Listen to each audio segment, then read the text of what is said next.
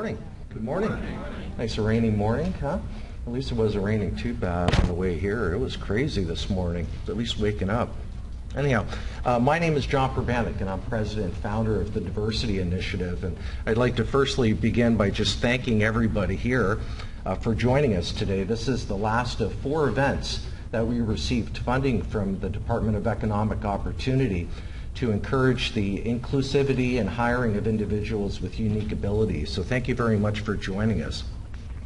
I also wanted to give special recognition and thanks to the Chamber of Commerce here, Chip, and then of course President Paul, for not only their collaboration and their support of this, but promoting it as much as they have and did. We really appreciate it, and thank you everybody and chamber members for joining us this morning. And at that point, I'm going to be introducing Mr. Chip, who's our MC this morning. So I'm going to turn this over to him. Thank you very much, Chip. Appreciate it. Thank you, John. Good morning, everybody. I'm Chip Wickmanowski. I'm president of the West Pasco Chamber of Commerce, the Chamber of Commerce that means business. We're proud to co-host this morning's event. This is a very important event here in West Pasco. We understand the dedication, the value, and the passion that people with disabilities bring to their workplace every day. And so we're pleased to help inform the members of the Chamber that are with us today about this local talent pool that oftentimes flies under the radar. I mean, there's a lot of people out there that have the ability to help our businesses become better businesses. So when a chamber member needs a full or a part-time individual, they want somebody that's qualified, they want somebody that's motivated, this is the place to come. I'd like to thank the West Pasco Chamber members that are in attendance today, who have joined us for this event. And it's now my pleasure to actually introduce the MC of this morning's event. Many of you know him. Many of you recognize him.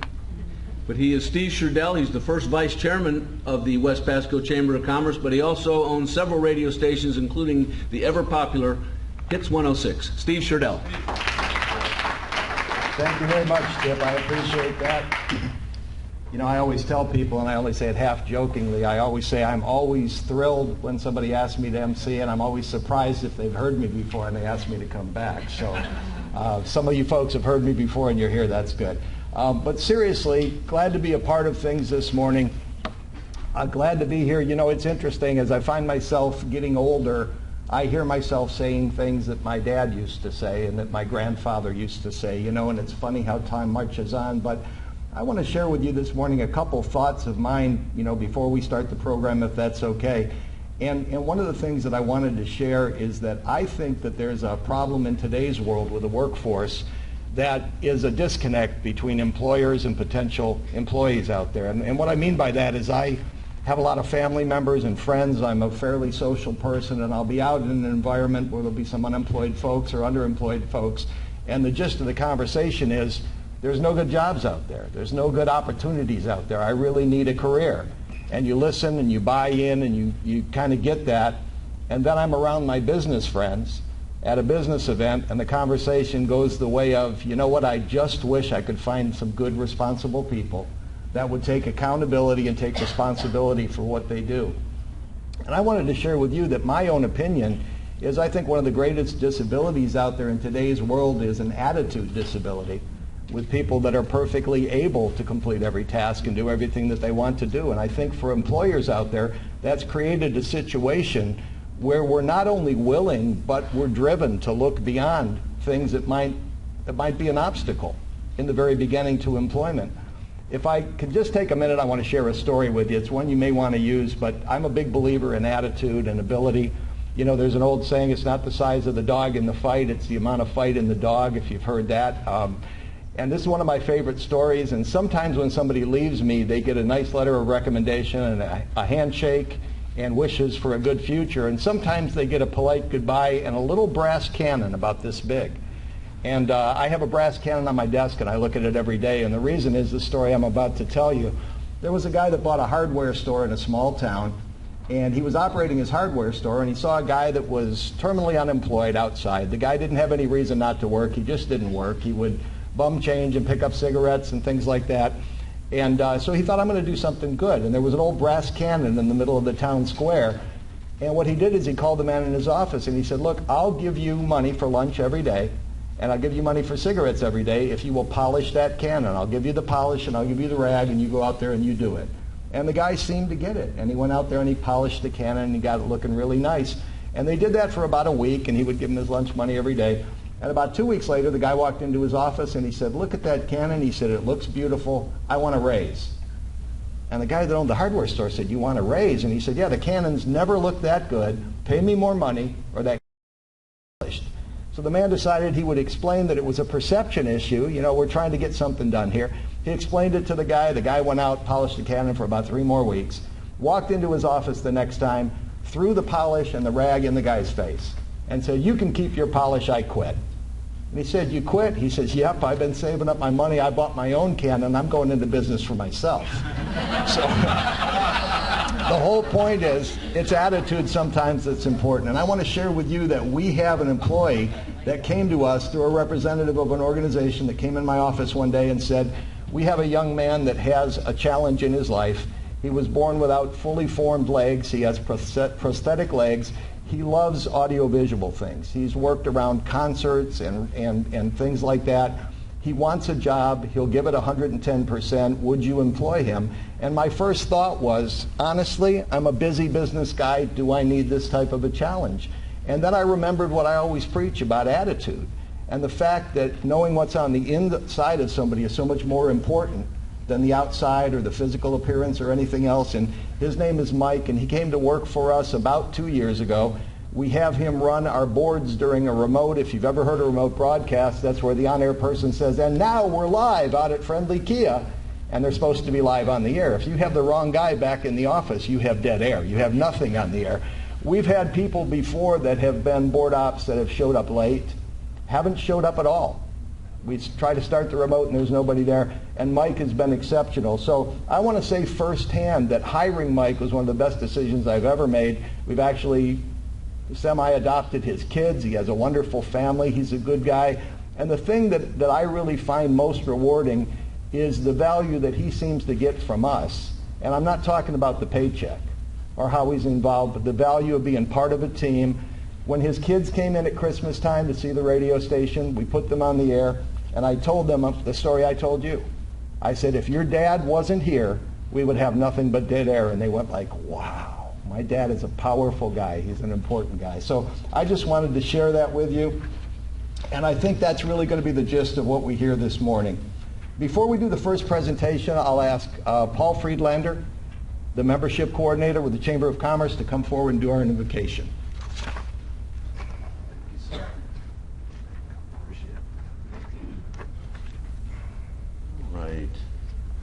You bow your head as I pray. God of all creation, we come before you today to give you honor and praise. You are worthy of praise. You are the source of all that is good. You are the source of all of our blessings. Thank you for every gift that we have been given. We thank you for the opportunity to come and gather together this day.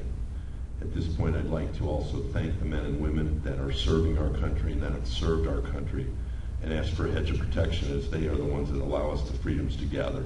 We ask for your hand of blessing on this meeting. We ask that you would guide and direct our meeting so that it is full of wisdom, productivity, and respect for one another. Thank you for helping us to accomplish our work and our goals this day. In your name we pray. Amen. Amen. Sir. Thank you, Paul. Our first presentation, our first speaker this morning is by way of video. And I think if you're ready, we'll introduce our first speaker, Governor Rick Scott. Hi, I'm Governor Rick Scott. I am honored to welcome so many advocates from all over the state to the Diversities Initiatives Lunch and Learn event. You are very strong voices in the community for individuals with unique abilities in Florida. Thank you for all you do. We want all Floridians to have the opportunity to live independent, healthy lives. A job is the #1 way to change a person's life, and individuals with unique abilities deserve every opportunity to succeed. By leading the charge to create these important opportunities in your workplace, you will change lives. I look forward to working with you to make Florida the best place for individuals to live their dreams. Thank you. All right, thank you, Governor Scott, for the participation and the support. And we appreciate the governor's commitment to helping people with unique abilities be empowered through employment. I want to right now ask John Probanik to join me at the podium to introduce the next part of our presentation. And can you hear me okay? Is the volume good? We need a little bit more? Yeah. I'll try to see if I can find somebody who will get us some more volume. Good, thank you, Steve. Appreciate it. Good morning again. As a business owner, employer, and employment consultant for some 14 years, I want to raise an issue that is becoming more and more important to local employers. That is, all businesses depend on having the right employees at the right time who are reliable, motivated, and dependable to do the work that they have. Florida continues to see economic development, growth, and opportunity. In fact, we are probably one of the hottest states in the nation right now in terms of job development and growth. However, with the state's 4.5% unemployment rate as of April, upcoming mass retirements, and projected worker shortfalls, economists agree that employers' choice of candidates is now an issue and will become an issue more so in the future that will have a direct impact on their effectiveness as an organization to maximize their own success.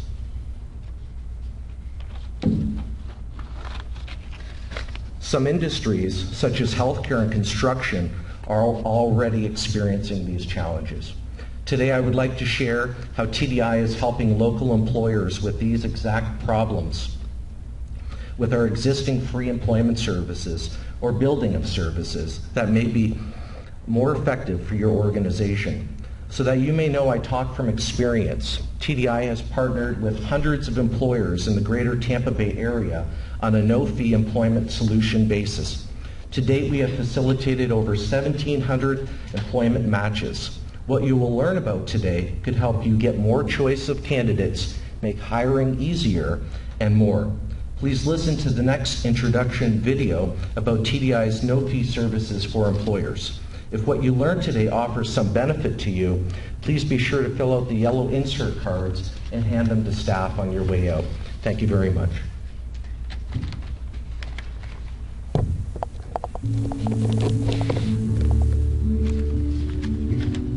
Persons with disabilities represent the largest and most versatile talent pool in our economy. The range of abilities, talents, skills, experience, and education that reside within this group is as or more diverse than you would see with other talent pools. We spend a great deal of time getting to know the candidates that we work with so that we can really understand what skills, talents, and abilities they can contribute to the workforce.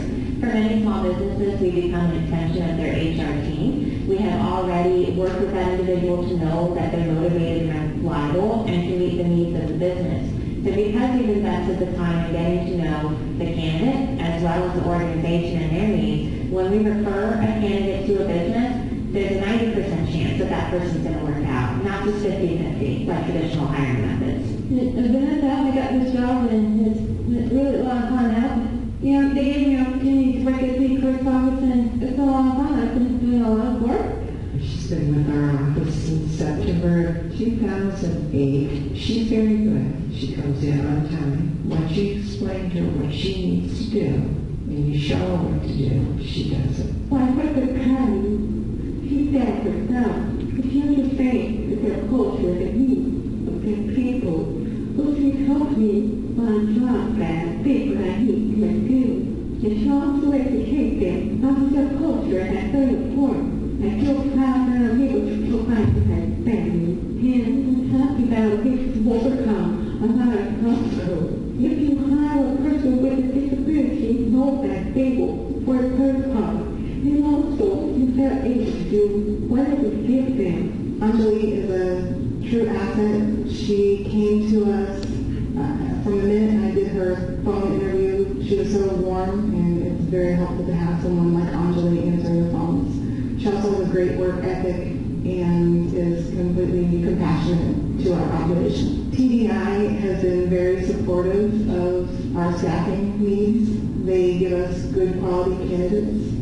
They also provide support after the employee gets hired. They offer job coaching. They will pull in every resource they have in order to support that employee There are many diversity and inclusivity in the workplace, more than just employee morale. There are significant increases that businesses who have done this successfully, like WellCare, have seen from including individuals with disabilities in their workplace, such as increased productivity, decreased cost of turnover, ability to execute plans more effectively because of the diverse perspectives in the room. And those are the many benefits that we want all employers to know about. TDI provided us an introduction to Anthony, and he's been an incredible employee to us. We loved working with him. He handles all the management of the warehouse. He does all the pick, pack, and ship. He handles many different parts of the operation for us. With TDI, they've been fantastic. They've not only kept in touch with us to make sure we're happy, but also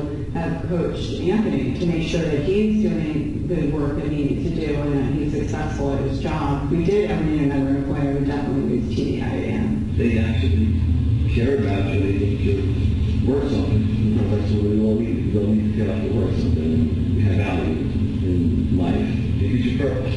Yeah, they help me get the job, so we're grateful to come in. It's full time, so 5 days a week, and everything's great. We've had a lot of struggle actually finding the right person for the position that Anthony's in. We had a lot of turnover. We had great people that came in with a lot of warehouse experience, but they slowly but surely didn't show up for work, or there was a lot of turnover. We went through several employees, and Anthony's been amazing. If I could pick the perfect person for the position, I wouldn't have guessed it would have been him, but it was. He's been incredible. He shows up. He's diligent. His work ethic is unbelievable. But not only that, his particular attention to detail is incredible. You can't take him off task, and he works fast and solid and very good quality. And we just love work. Sorry guys, we're having some technical issues with the video. He's been incredible. He shows up. He's diligent. His work ethic is unbelievable. But not only that, his particular attention to detail is incredible. You can't take him off task, and he works fast and solid and very good quality. And we just love working with him. I love my job, and thank you, TDI. TDI can provide really good quality employees, and as far as also interaction with them, they're trained, they're interested in being in a position, they'll find the right type of person for the right employer and the right position. They're going to align that, as well as finding somebody who's really interested and enthusiastic about their work. But no fees, that's the best part. I mean, to get a great employee like that and also have it for free, it's a no-brainer. Our agency has invested in becoming a resource to the business community through our no-fee consultation and recruitment services. TDI spends a great deal of time promoting our services to the business community and educating employers about the versatility and value of this diverse talent pool.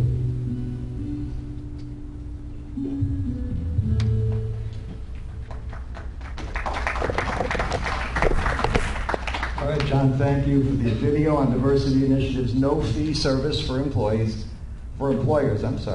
And our next presentation is a video of Alan Anderson.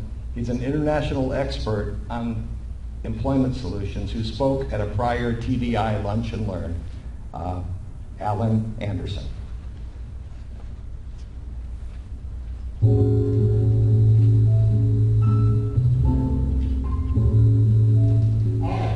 Thank you for the invitation, and let me tell you what I'm going to be speaking about. Employers are generally looking for good employees, and they're looking for good employees on a consistent basis. And as employers in this room, that is something you probably want to try to address. But you also probably want to try to address the issue of diversity. Diversity is a fact of life now inside employment inside North America. And how do you make diversity actually work and be more effective for you?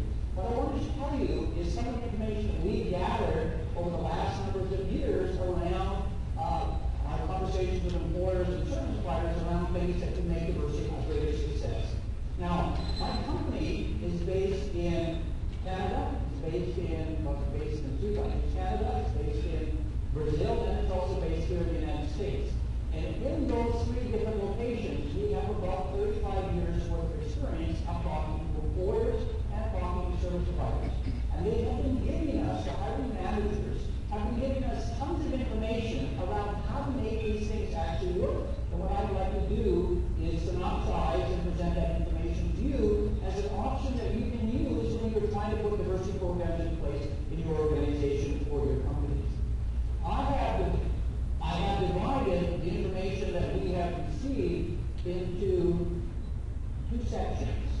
call foundational needs that we hear from employers, things that they tell us, and what we call situational needs that we hear from employers that they also tell us. So let me just explain what these two things are. Foundational needs, after you talk to people for a number of years, you keep hearing the same theme over and over again about what makes hiring somebody with a disability a success for an employer and what makes diversity a success for a company or an organization. And those same themes that we hear time and time again are what we call our foundational needs. And I'm going to spend some time talking about them because I think if you understand that we know those needs and we understand that then the engagement that you can have with the service provider is much more profound and much more effective. We also have what we call situational needs. When you talk to individual companies at an individual moment in time, I'll give you a funny little example that when I was in the field, we had a lumberyard company called us and they were looking for somebody to work in the yard cutting materials or driving a truck. And when they told us on the telephone what they were looking for, my staff said to me, we don't have anybody that can do that. And I said, listen, just go out and see them. When you go and see them, ask them what they want. And they went out to see them, and we've heard this long list, driver's license, true commitment, and measure, all these long lists of lumberyard person. And when we went out to see them, the manager said, you have somebody who can start tomorrow? It was a situational need. There was something very specific that they had to address right now, and even though they were putting along to the table, there was something else going on here. So we recognized there's a whole different set of needs that we could respond to, that we could help employers address if we began to look at the situation a little bit differently. Those situational needs, I'm going to lead up to the next one. When she comes up and give you an explanation of that. So the universal ones, the foundational needs, I'm going to begin to talk about.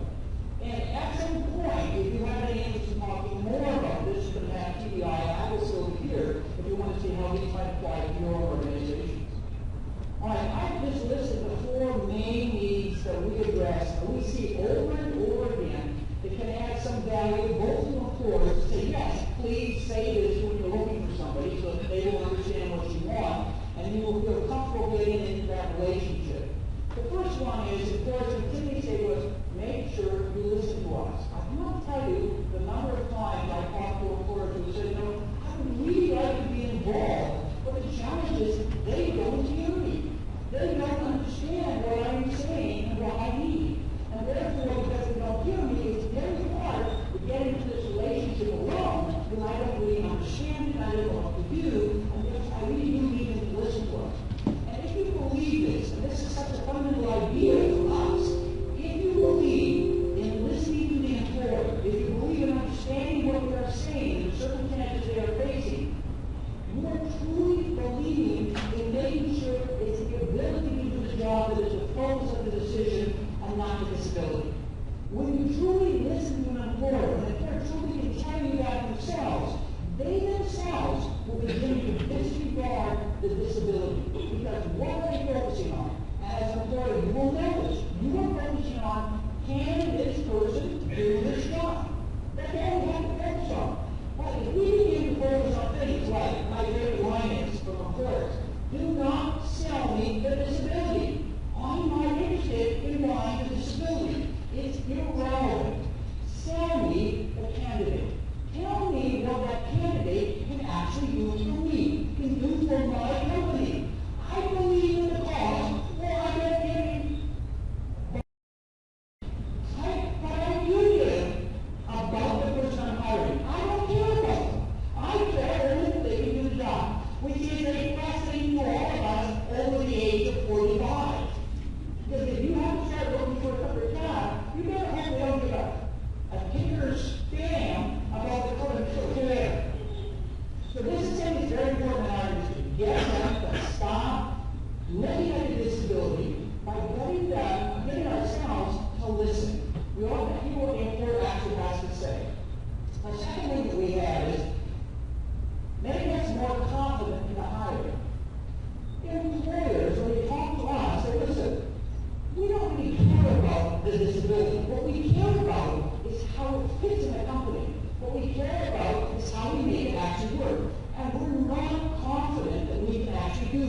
We don't have the experience, we don't have your expertise, so make us feel confident.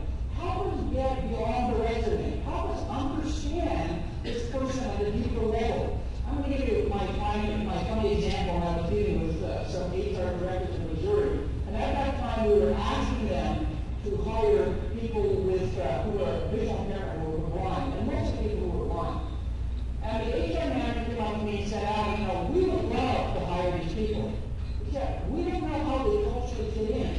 We don't know how to answer the question that our colleagues will ask us, or our employees will ask us about people who are blind. And I said, well, what's the question? And they said, well, let's say they go out for lunch, and they come back, and there's a man, and he has mustard on his car. What should I say to him? And I said, you've got mustard on your car. Because every areas of the relationship, the person is new, is difficult for employers to embrace. And because of that, we need to give them that kind of support. They will have them believe that they can be confident that the decision they're making is about the skills of the candidate, and what that candidate can actually do for them. I'll tell you that the screen is so small, I can't read it. Can I put off my glasses and look at the screen? Thank you. All right. Thank you. That's why I want the woman to have disability, not the disability. All right, the thing is that, right, we got on the hook there. How do I put out the assets of the candidate? One of the things that's hard is that when you don't really have that traditional view of the person, where am I on my time? I got 1 minute left, like every other was really quickly.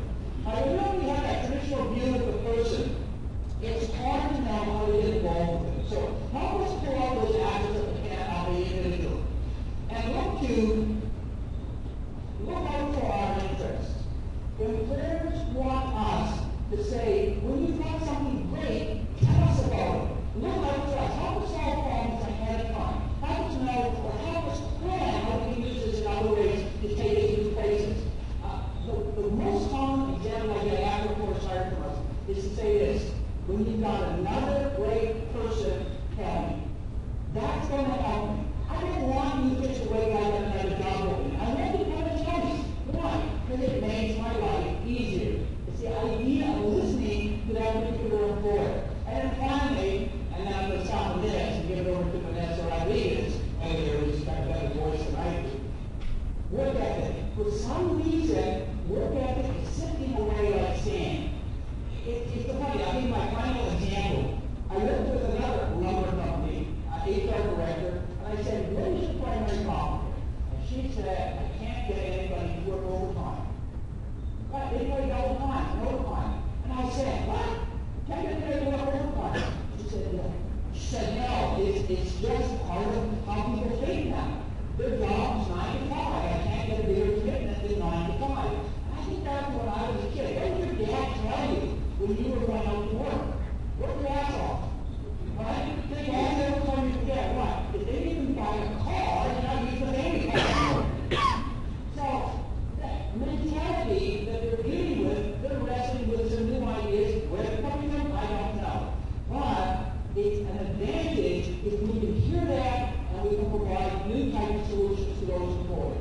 With that, thank you. I'm going to introduce you to Vanessa Rodriguez, who is the Vice President of TBI. All right, ladies and gentlemen, what a great speaker, right? I mean, some great points and great presentation. At this point, I get the honor of introducing you to Vanessa Rodriguez, Vice President of TDI.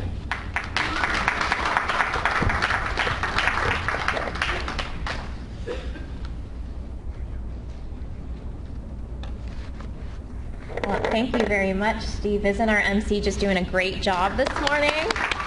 Fantastic, thank you. I have been accused of being very soft-spoken, so I know we've been having some mic challenges. I just want to make sure everybody can hear me okay. All right, perfect. So hello and good morning, everyone.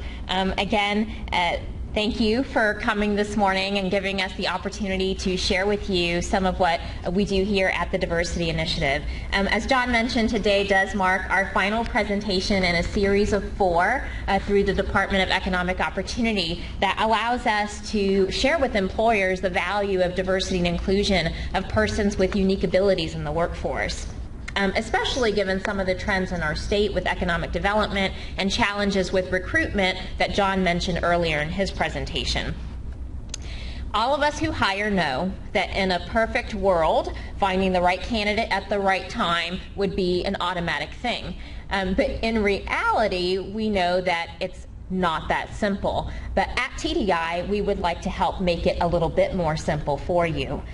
Our mission is to promote diversity and inclusion in the workplace by connecting the individuals with disabilities that we have prepared for employment with organizations and businesses that have a need or perhaps maybe even an opportunity for their unique gifts, talents, and abilities. Persons with disabilities, as you have heard a couple of times today, are an often overlooked talent pool that have a challenging time making their capabilities known to employers. Yet the talent, skills, and abilities of this particular talent pool are as diverse as the group itself. Many employers, in fact maybe even in this room, may have groups that they target for recruitment, such as women or veterans or minority groups. And what we would like to share with you as a consideration is that targeted recruitment of persons with disabilities can also help you achieve many of those goals as well. Disability is something that can happen at any given moment in time to anybody, and so therefore people with disabilities are women, they are veterans, and they are minorities, and many of those other things that you're looking for in targeted groups. So the videos that you've seen today, and hopefully you've been enjoying some of the continental breakfast, and don't be shy if you need to run and get some things, but the videos have highlighted the value of diversity and inclusion in the workforce. Whether you're a small family-owned business like Brahman Group, which was the employer with the warehouse, or whether you're a large national company like WellCare Health Plans, diversity and inclusion can bring benefit to your business.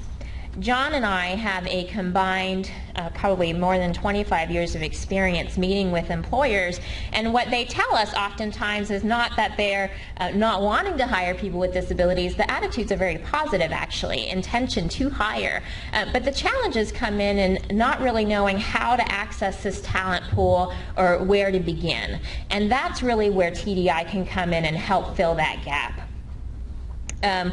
Today, later on, we're so excited, we have a keynote speaker, Mr. Glenn Elliott Stevens here, senior recruiter from Nielsen, who is a wonderful company who has done diversity and inclusion well. And they have taken many action steps to be able to benefit not just their organization, but also their customers. And he brought with him today a special guest, or some guests of honor, I should say, Ms. Betsy Hughes and Hanson, which we'll be hearing from later. And so we're very excited that they're with us to share some of those successes with you guys, because sometimes it can help demystify what some of these perceptions may be or how this can be achieved.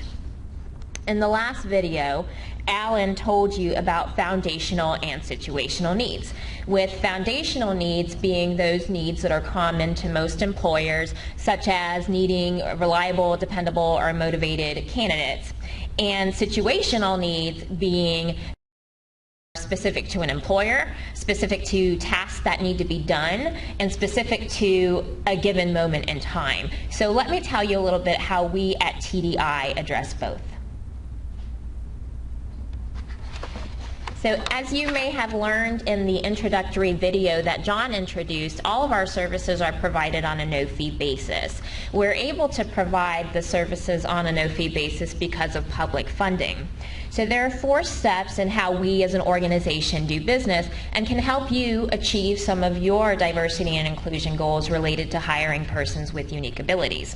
So step 1 is understanding situational needs. Step 2 is task analysis and fit. Step 3 is matching, and step 4 is partnership. So our first step is to understand situational needs. As Alan said, when you meet with employers so much over time, there's some common themes that you'll hear, and so we understand that. We understand work ethic, motivation, reliability, dependability. And those are things that are common to most and we will be able to address. But then there's also unique and situational needs, and that's really why we need to get to know you. Alan had a great example of this in his lumberyard story of had we had more time to make a hire, there might be certain things that we're looking for in a candidate. In this example, it was a driver's license. But when it comes down to it, sometimes we just need to make a decision. We need somebody that can get down here tomorrow and help us out and take care of some of these things so we can meet our deliverables or meet the demands of our customers. And those are situational needs. So it's really important that we have an opportunity to get to know you. We do this through actively listening to you in face-to-face conversations at your place of business, where we ask insightful questions that help us get to know your place of business and the work that you need done. We also focus on understanding some of your corporate goals like diversity and inclusion.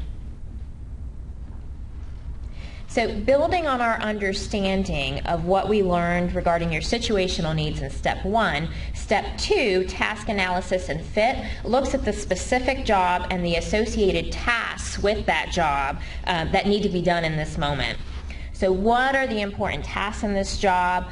What really needs to be done given the circumstances at this particular moment in time? And we recognize that tasks are not just standalone, they have to be done in a particular environment. And so that becomes our fit. So how does a person need to fit in order to get the job done? What does it actually take to work here in this moment of time? We hear a lot from businesses that perhaps they haven't had the time or the resources to update existing job descriptions. And so the fit is something that job descriptions don't oftentimes capture. And meeting with the hiring manager for the position in question allows us to better understand what are those tasks that really need to be taken care of now. Furthermore, during our consultation, what's really helpful is being able to see the job in question performed. That furthers our understanding so that we can learn a little bit more about how those tasks are performed, what are the key parts, and also the nuances about the fit that may need to be in place in order for the person to do the job well. So for example, in Hillsborough County, there's a position called a student nutrition assistant, which is in the cafeteria. And one of the things anybody who's ever had children or visited a school cafeteria is it's really loud. But unless you go, you don't have an idea of what noise level 4 means on a job description. So that's what's really helpful to our consulting team in meeting with organizations and seeing the work actually performed. That's where the observation becomes powerful and a lead-in into step 3.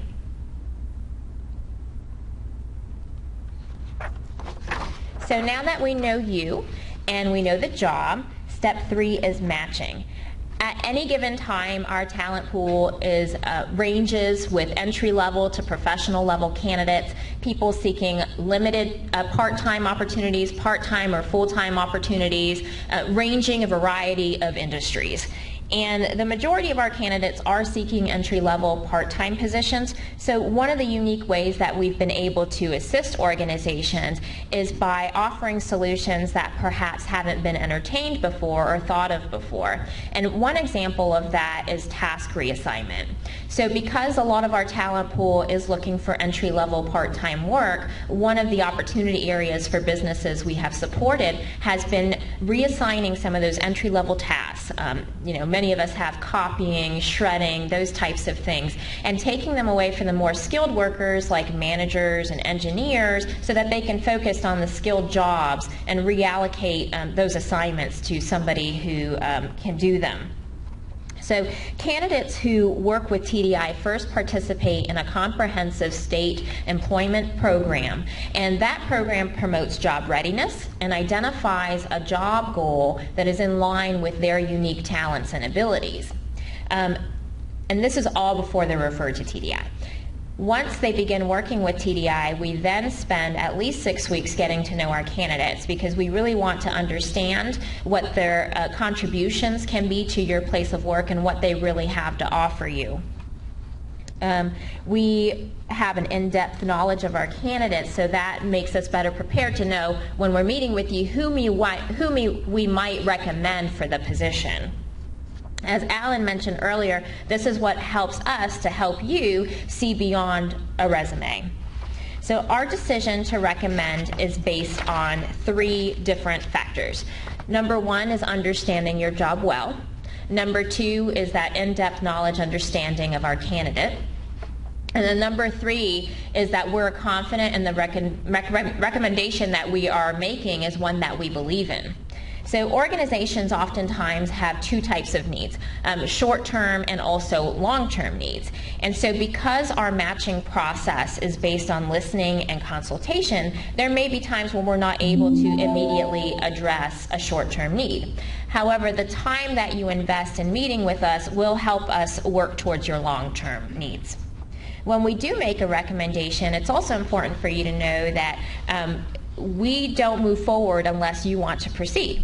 We only proceed if you agree, because this is an employer and employee relationship, so you would have always the final say in that hiring decision.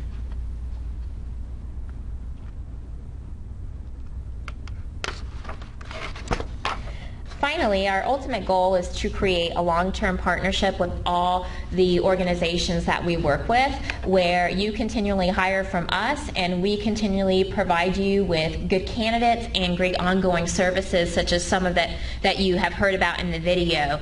Services that are available to both the organization and the candidate on a no-fee basis if and when needed.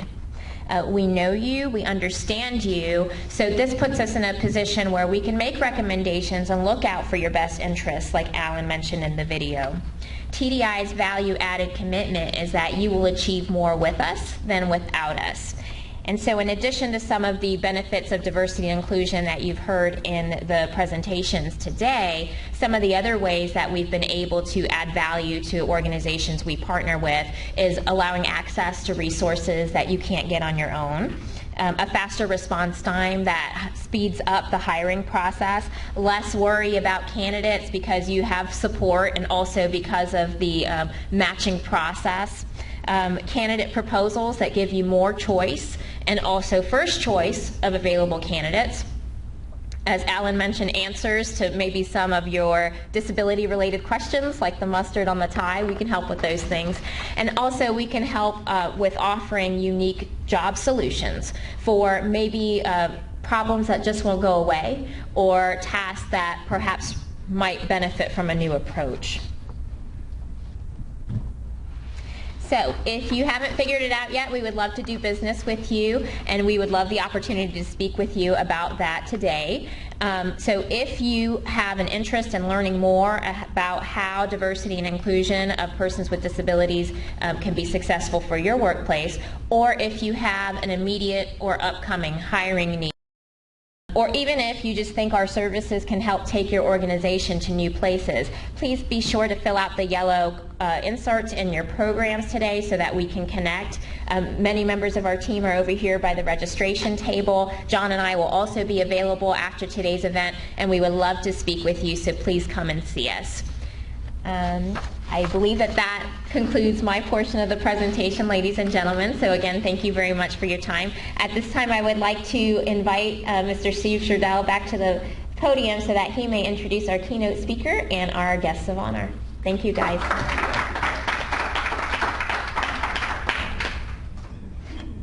And let me just cue this up for them.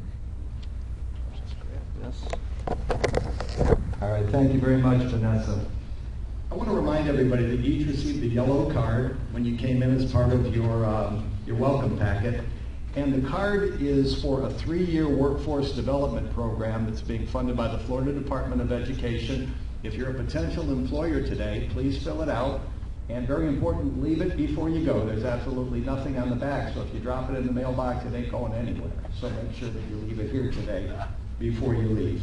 At this point, I'd like to introduce our keynote speaker this morning. You know, we're in the radio business. We knew all about Arbitron for years, and then Arbitron was actually taken over or bought, purchased, somehow merged with the ratings company for television that everybody's very familiar with, Nielsen.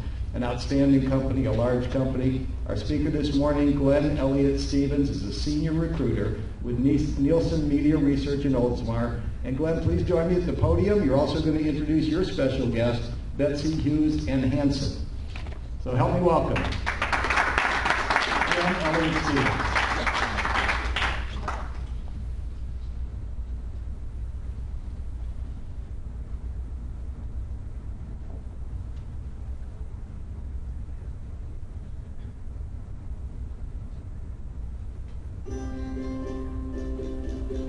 I was never one to say I needed help or ask for help. I always thought that it was a sign of weakness.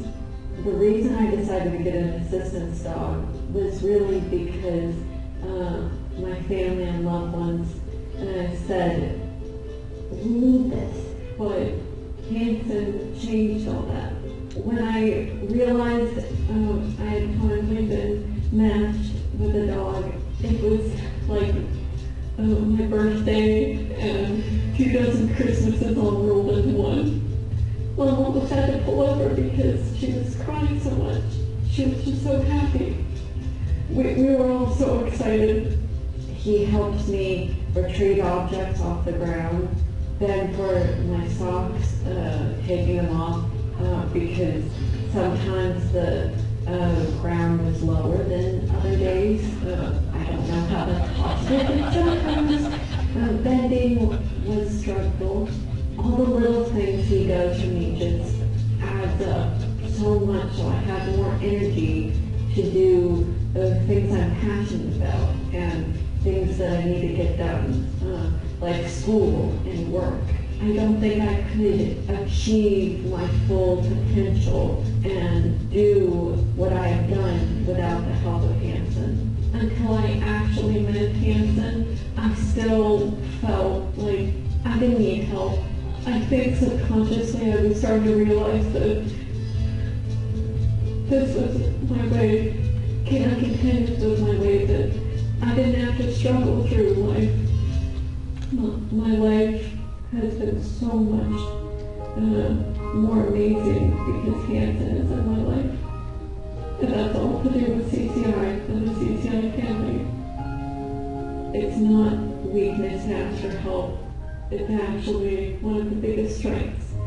And that I can achieve my full potential and show my full potential to the world by asking for help. Everybody needs help sometimes. I just forgot that. He's my missing piece. And I didn't even know that I had a missing piece, but I found it.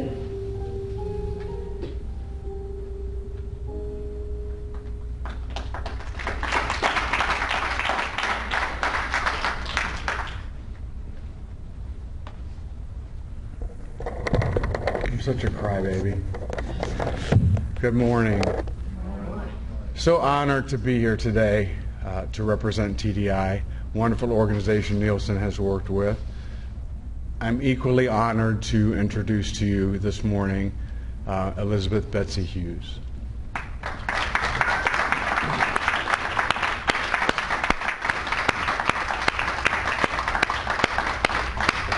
And with Betsy this morning, of course, is Hanson. So they're going to speak to you this morning, and then I'll readdress.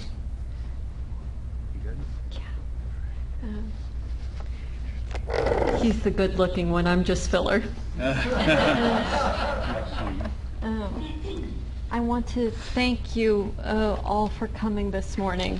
You are a bright spot in this gloomy, rainy day because all of you have made the conscious choice to be a diverse employer, or at least learn about it.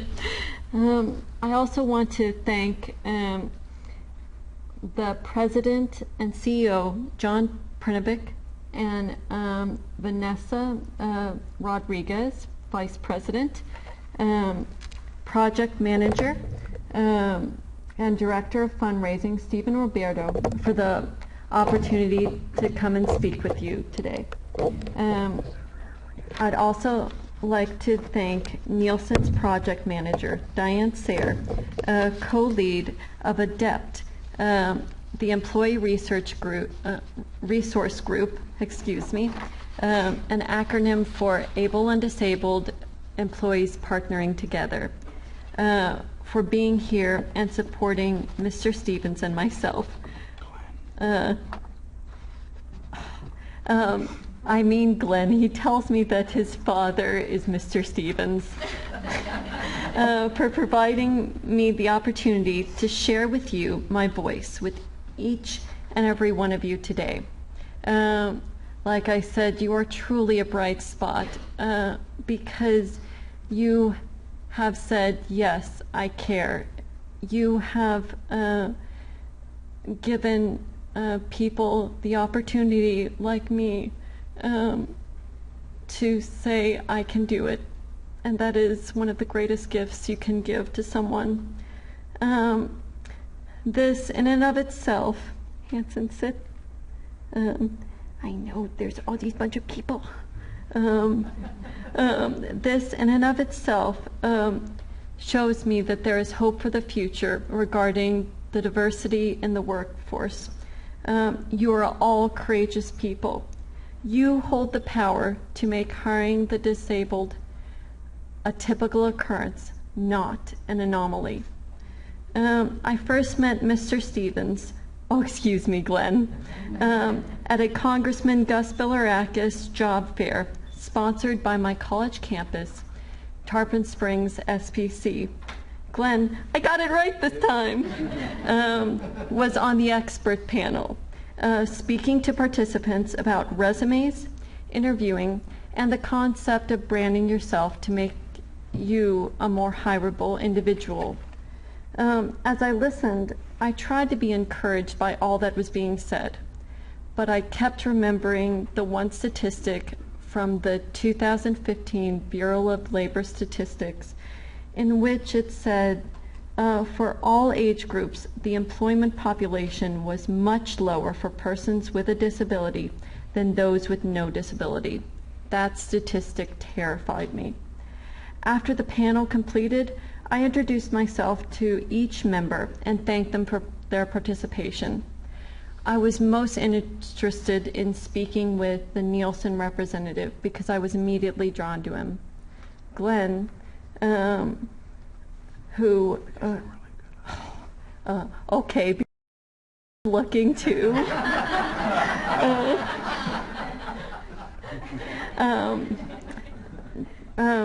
During our interview and communication, Glenn immediately said, Hanson is always welcome here in our call center. Those very words changed my life. They meant everything to me.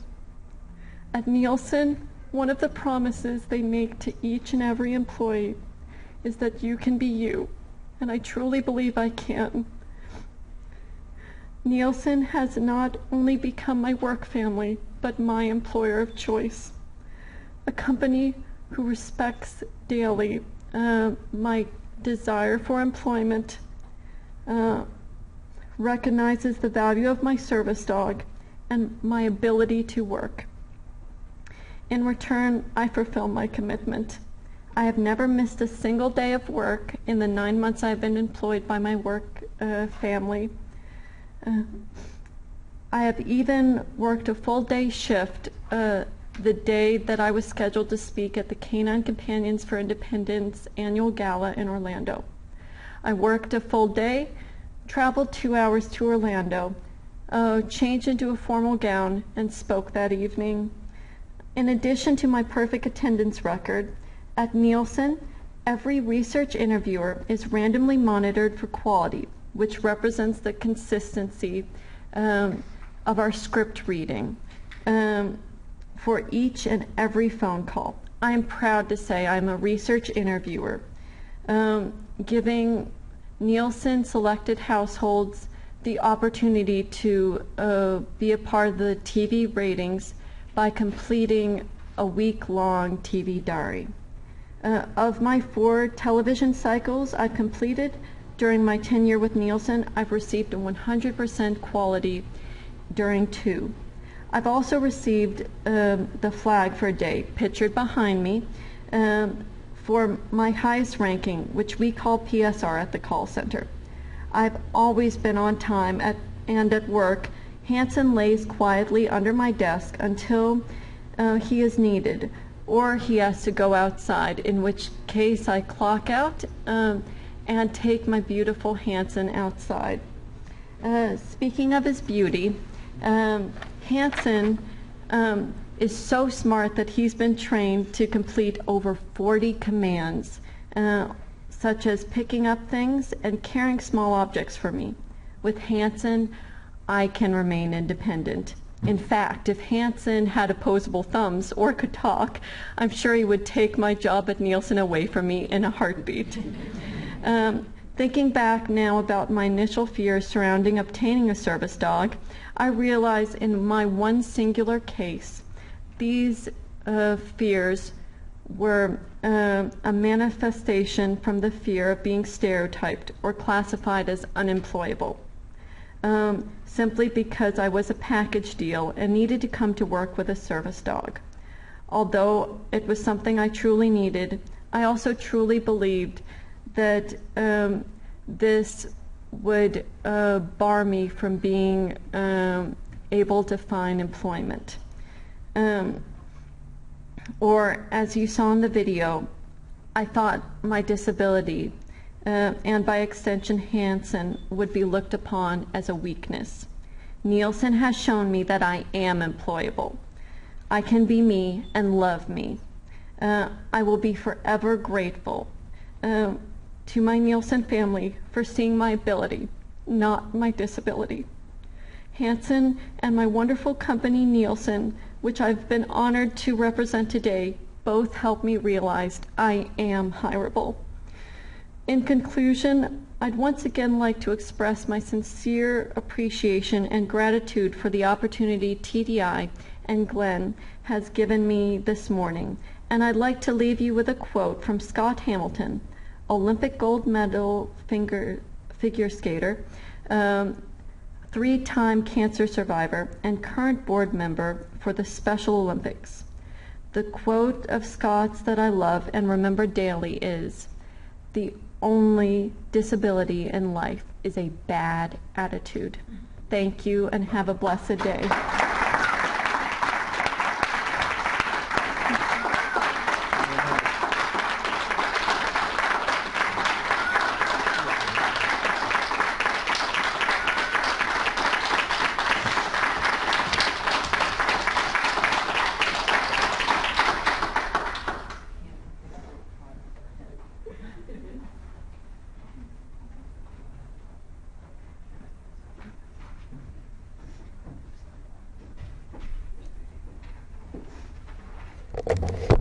All right, I want to say thank you to Glenn and Betsy and to Hanson for being here this morning.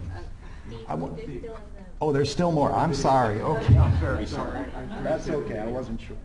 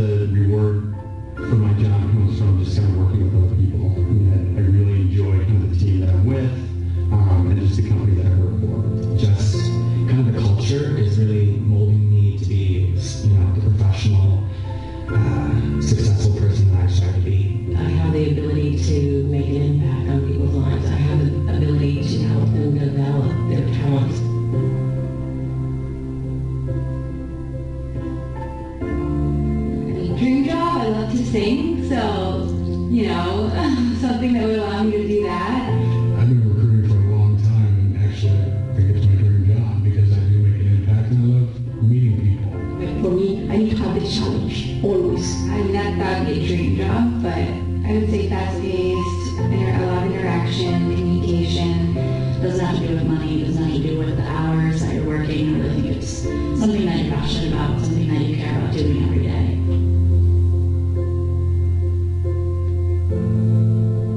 Alright, so imagine you're in an office, you're waiting for an interview for a job position. You've been preparing for it for a really long time, so you know that you qualify for this job. You're fairly confident that you're going to do really well. The person that's supposed to interview you comes out of the office, takes a look at you, turns to their secretary, and tells them to send you home because of what's written on that name tag. You want to go ahead and read what's on there? Neglectful.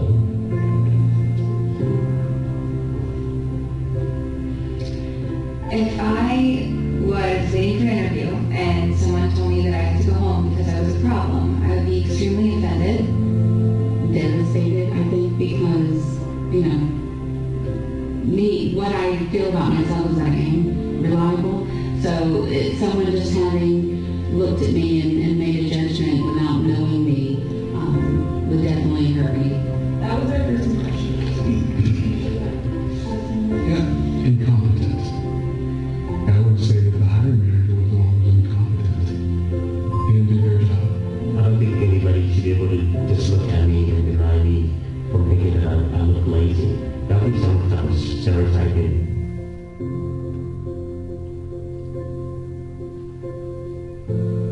That actually saddens me because I'm sure that this has occurred in more than one place. And it's unfortunate because as business, not only leaders, but people that are in positions to hire, people, it's unfortunate that you have those stigmas in the mind. It's called unconscious bias. And I think that we need to do more so that we understand that everyone has or should be given an equal opportunity.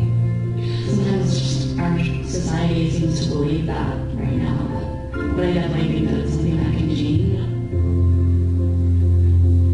It's a voice from the people challenging businesses to hire.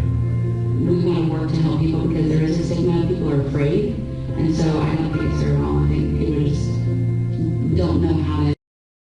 They're afraid of it. The first thing that comes to my head was I care, and I feel like someone who's neglectful doesn't care, and I want people to know that I do care, and that we all should care, and that we should care about each other, we should care about change, and the more we care about each other, I think the more we can help each other and really come together.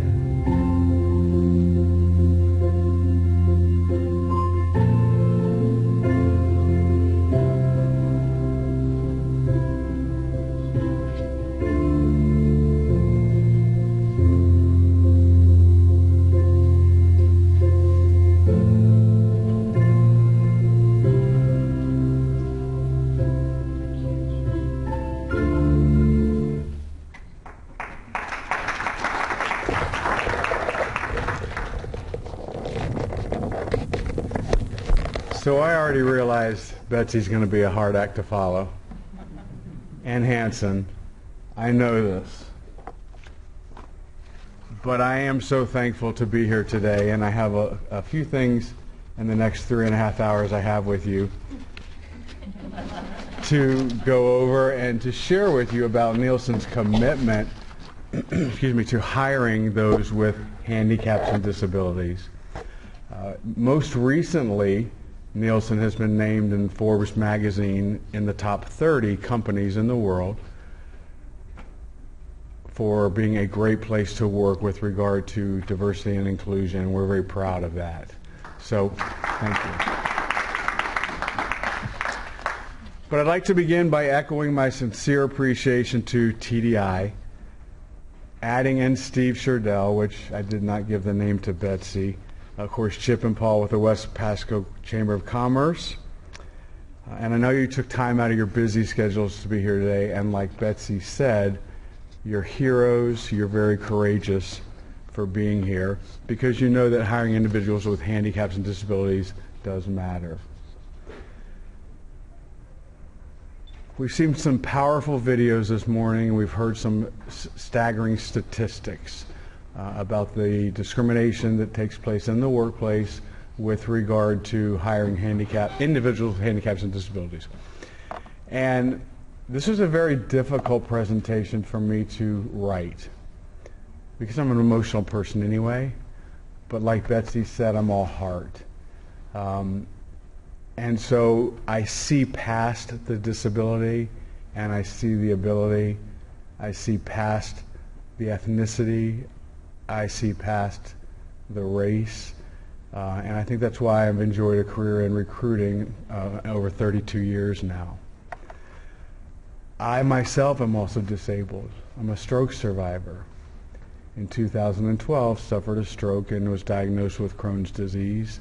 But I continue to work hard and also show that I didn't expect this to happen in my life. I'll be 56 this month. Didn't expect to have a stroke in 2012. There were no signs, but I bled out, rushed to the emergency room. About 6 weeks later, had a stroke as a result of the loss of blood that had happened when I bled out from Crohn's disease, and was taken to the emergency room with a hemoglobin below a 5, which, as the emergency room doctor said, it was one drop from being dead. Didn't expect that to happen. So I appreciate every day that I'm able to get up and go to work as well, and I appreciate the fact that there are things about me as a result of my condition that I can't do any longer. I try. Just a minute ago I tried to put my jacket on and I couldn't, and so Diane Sayre reached over there and helped put my jacket on. Yesterday I could do that. Tomorrow I'll be able to do that. But there are days when we can and we can't, and that's very important. So I wanted to kind of share this, what I think is a beautiful backdrop to our session today. And when I said 3.5 hours, I really can talk that long, so I'm going to rely on Vanessa to keep me on track here and give me a 5-minute warning, because I would love to be able to answer any questions you may have today, okay?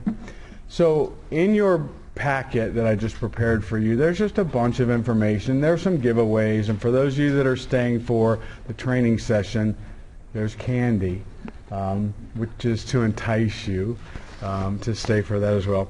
But I wanted to kind of go over and show you some of this artwork that comes from Harborside Studios, which is under the umbrella of the ARC. And I'll tell you right now, I've totally gone off script because I'm feeling better that way this morning. So I'm just gonna do that. But I do need to read some of these individuals' paintings, because everything you see up here was done by an individual with a disability or a handicap. And you have a brochure from Harborside Studios, which is under the ARC umbrella. And we work with them very closely as a deaf members, which Diane is here representing today as one of our co-leads, one of the 9 employee resource groups that we have at Nielsen, which is a very important to our culture, and one of the things that drives me to keep coming to work every day, as Betsy said, because I can be me. But every piece of art was done by a member of the Harborside Studios, which is a 20-year nonprofit organization. And I have some slides. If I can go to the next slide. Thanks. You going to do that for me? You're the best. That's Harborside Studios, and it's a 20-year nonprofit, and they actually teach art to individuals with handicaps and disabilities 3 days a week. They have professional artists come in and actually teach and work with individuals with handicaps and disabilities. I'm here by no means to promote Harborside Studios or anything today. The art is for sale, just so you know. If you would like to take a look at it, I'm not going to not take your money. That would just be silly, wouldn't it? But I did want to tell you about each piece of art and who did it and what it's all about. The rose down here on the end, on the black rose, was done by Michael M., and he is in your brochure. Michael has mental retardation, is also a deaf mute who does not sign, and he's also autistic. And he did that piece of artwork. The orange landscape next to me here was done by Holly. Holly was born with cerebral palsy. She has no right hip whatsoever, has use of only her left arm, and has had 33 surgeries in her lifetime. The chair that I was sitting in was done by two sisters who suffer from mental retardation, but they own their own 4-bedroom home, and they have 24/7 care in their home so that they can remain as independent as possible. I picked that chair because it matched my tie.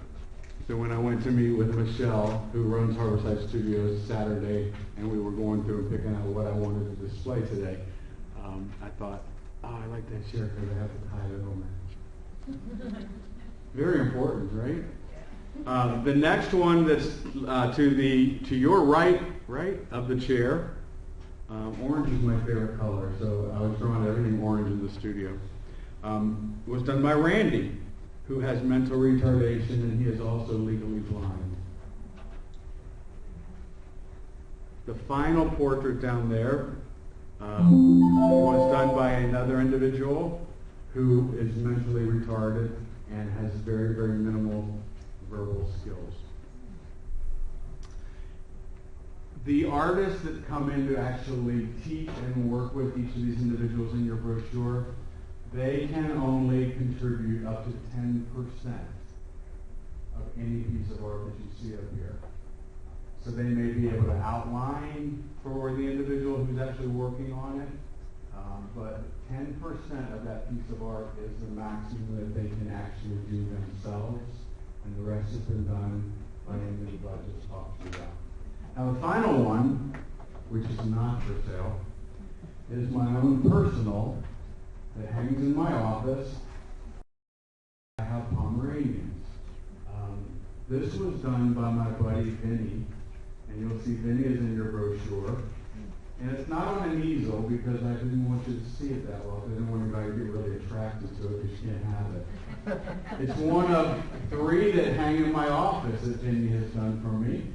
And Vinny has Down syndrome, and Vinny has been a bag boy at Cash and Carry for 24 years.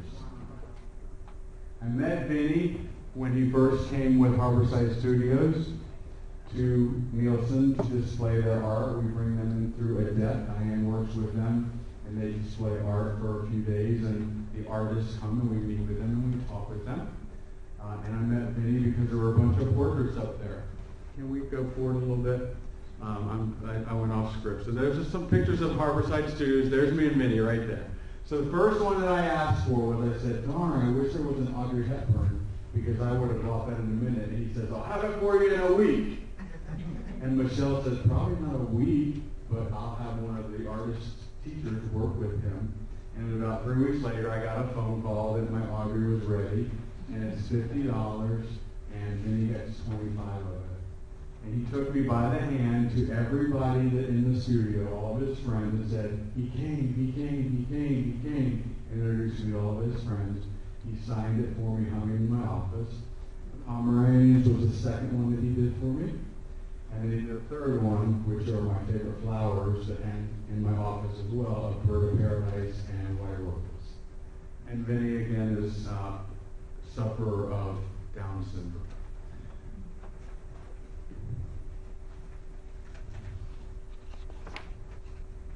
I got my little warning a minute ago, so I'm going to fast forward. But all of these are beautiful examples of God-given talent and the most amazing examples of overcoming adversity and even disease. As I've just shown in the video, sometimes people are mislabeled. And that video was done as a series at Nielsen through Adept again to show disabilities versus ability. And I want to take a minute to relabel instead of mislabel. And what we're going to talk about, that's Michelle and I, and Nikki, we were at a fundraiser for Harborside Studios. You can keep going for me. That is another one of our Nielsen employees that needs a reasonable accommodation. So all she needs is a little bit of a circular workspace, and we can reasonably accommodate her and her needs, which is really what we look at when individuals come in. TDI has called me on 3 separate occasions and said, I have an individual that I think would be a good employee. And they also came out to our company, and I took them through our entire hiring process so that Nick and those that are referring employees to us would actually know what the job entailed. And we've hired 3 from TDX so far, and they're doing fantastic. There's another one of our employees needed a little bit of a reasonable accommodation, just a slight desk enhancement for her. And then we're going to just quickly go through relabeling. So we can go to the first slide.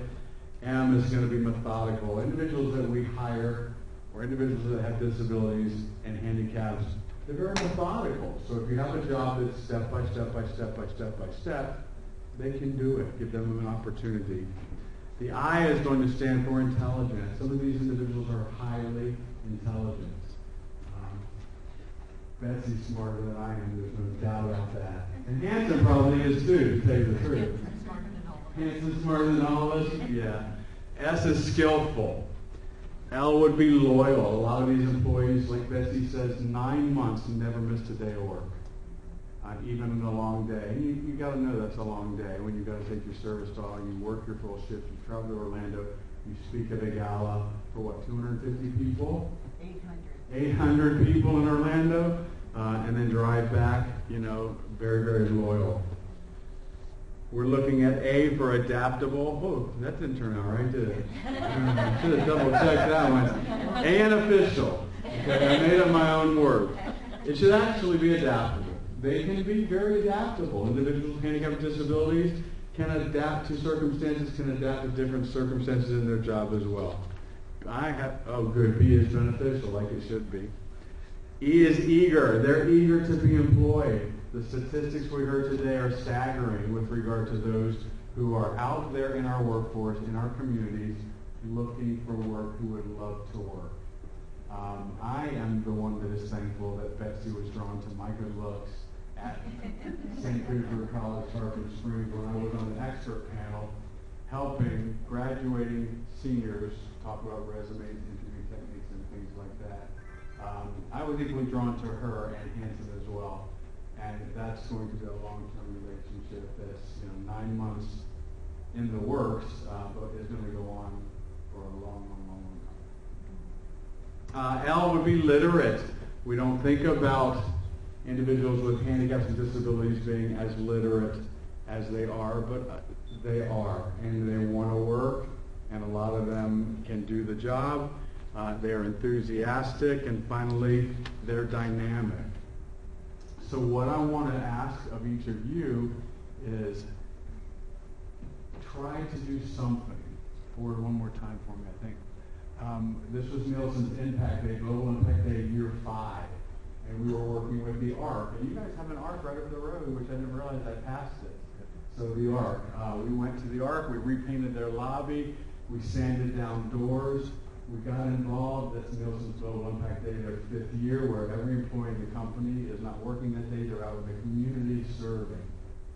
This year we had Global Impact Day number 6, I believe it was May 11th, and some 30,000 employees in over 200 countries were out serving their communities at the same time, which was pretty neat to make a difference.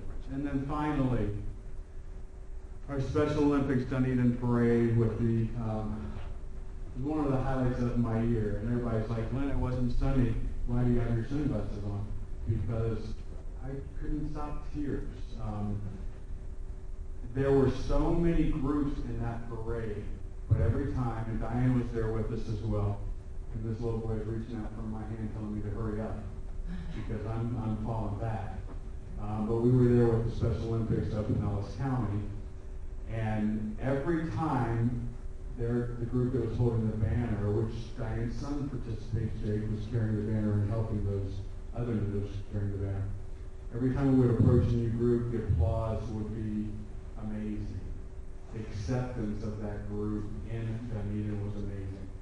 And every one of the Special Olympics participants wanted to go up and say Merry Christmas and high five. And the young kids were running, trying to get through the barricades to be able to high five. And I got to say to some of them, easy, easy, baby, or easy, easy, little girl, because they really wanted to high five. Easy, easy, little girl, and they would do it real soft. But, when I grew up, when I saw someone with a handicap or disability, I don't want to use the word turned off by it, but I didn't know how to deal, how to approach. I myself was mislabeling each and every one of them. And to see these young kids, and that's why I close with this slide, to see these young children running to the front of the barricades to be able to high-five each of these individuals that participate in Special Olympics of Pinellas County brought tears to my eyes. Every 5 feet, the crowd would roar when their banner got there, and the children would show that the world is changing. So all I ask of you today, and I'm so thankful for TDI for giving me this opportunity to do this, and I'm thankful for TDI for what they're doing with Nielsen and partnering and sending us qualified applicants that can do the job, that are not being mislabeled, that are being relabeled, and are being given opportunities that are life-changing, like Betsy said. So with that, I want to thank you. Do we have time for any questions, or we need to move on? We don't have any time for any questions, but I'll be happy to answer some if you have any about getting involved. Diane's here. We can talk about employee resource groups. You can talk to Betsy for a second if you'd like to. Please remember, Hanson is working. All of us that are dog lovers want a pet. It's a reflex, but he's working, so he cannot be petted, although he would love it. He is working today. But once again, thank you so much. It's been my honor and my privilege to be here with you today. I should be very good at this part because I practiced it a little earlier in the presentation. Thank you, Glenn and Betsy and Hanson, for that wonderful presentation. Just a reminder to everybody today, please fill out your yellow cards. Leave your information. I can tell you firsthand as an employer, when I was approached, the first thing was, why is this person bringing me another opportunity I think I don't need? And like Glenn said, it was, oh, is it going to be a problem? Is it going to be a bother? And I have to tell you, bar none, one of the best hiring decisions I've ever made. One of our most valuable employees, closing with a quick story, we have an elevator in our building. We're on the 4th floor of a building in Hudson, and Mike has prosthetic legs. And as an employer, one of the things you worry about is, how do I communicate with a person with a disability? I don't want to offend them. I don't want there to be a problem. And our elevator went out, and I needed to talk to Mike about it. I went up to one of my employees who learned to love Mike, and I said, I don't know what to say to Mike about the elevator. And she said, well, why? And I said, well, Mike was born without legs. And she said, he knows he doesn't have legs. So I think that's one of the things that I've learned is, having an employee with disabilities is no different than having any other employee. They're a good employee. It's what's inside, not on the outside, that counts. And I appreciate you being here. I appreciate you allowing me to be MC. I'll welcome John Prevenick for our closing. Thank you, everybody. I know we ran over, so I appreciate your patience. But certainly, I appreciate the opportunity in listening to your presentation, Betsy Hanson. I know he's under the table there, so I'm sure he can hear me.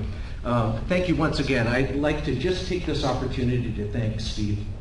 What a wonderful job you did. You can tell that you are quite the personality, that's for sure. You did a great job this morning. So if you could please all join me in giving him a round of applause. Okay, so this concludes our business and breakfast. We're going to take a 5-minute break, and then we're going to roll out into our next training. So thank you again. If you have filled out your yellow card, please just give it to Lonnie or Rena over at the table. They'll be happy to take those from you. Thank you very much.